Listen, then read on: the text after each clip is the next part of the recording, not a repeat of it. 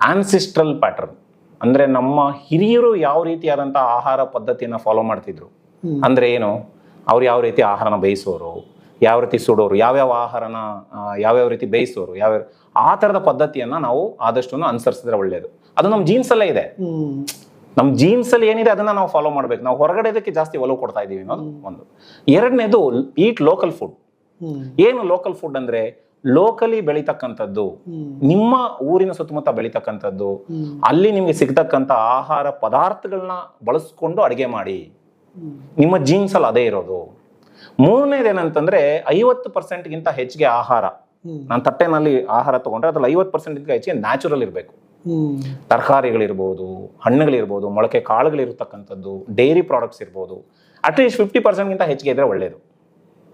ನಾಲ್ಕನೇದು ಬಹಳ ಬಹಳ ಮುಖ್ಯವಾದಂಥದ್ದು, ಈಟ್ ಹೋಮ್ ಫುಡ್, ಮನೆ ಫುಡ್.